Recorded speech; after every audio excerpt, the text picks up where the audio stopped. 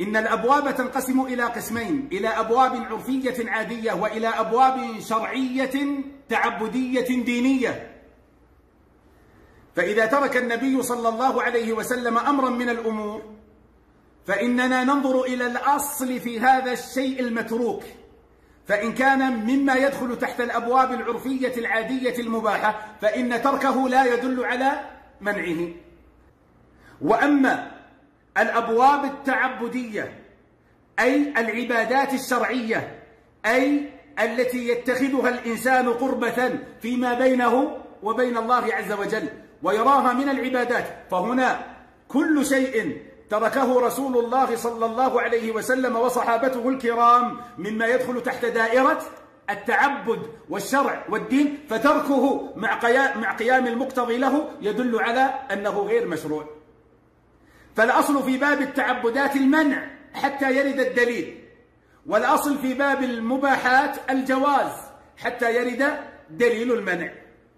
فالذين يحتفلون بمولد النبي صلى الله عليه وعلى آله وصحبه وسلم لا يتخذونه عادة حتى لا نجعل تركه وترك صحابته له لا يدل على منعه، لأن الأصل فيه الحل والإباحة، لا، وإنما يتخذونه عبادة ودينا وقربة، بل ويسيئون إلى كل من يمنعه ويصفونه بالأوصاف القبيحة المستهجنة من أنه لا يحب الله ولا يعظم رسول الله وليس على منهج السنة وليس ناصرا للدين إلى غير ذلك من الأوصاف التي يصفون بها من لا يحتفل. فهذا دليل على أنهم يجعلونه دينا فيما بينهم وبين الله، وقربة يتقربون بها إلى الله، وشريعة يرجون ثوابها من الله عز وجل.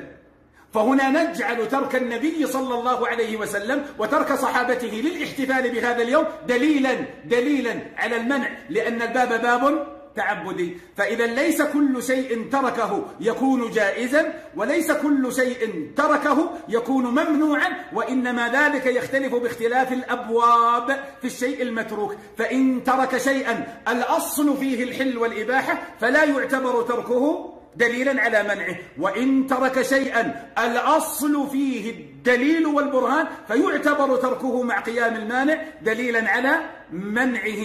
والاحتفال بالمولد ليس من الباب الأول، أي من باب ما الأصل فيه الإباحة، وإنما هو في الباب الثاني، أي ما الأصل فيه المنع حتى يرد دليل المنع. ولذلك لو كان الاحتفال بمولده دينا لاحتفل به هو، إذ كيف يترك شيئا من الدين؟ لو كان الاحتفال بمولده شريعة لاحتفل هو، إذ كيف يترك شيئا من الشريعة؟ لو كان الاحتفال بمولده مما يتقرب به العبد إلى رب السماوات والأرض لكان أولى بها رسول الله صلى الله عليه وسلم. والمتقرر أن كل شيء من التعبدات لا يعرفه، انتبهوا، من التعبدات، لا أقول من المباحات، كل شيء من التعبدات لا يعرفه ولم يفعله أصحاب محمد صلى الله عليه وسلم فليس من التعبد في صدر ولا ورد.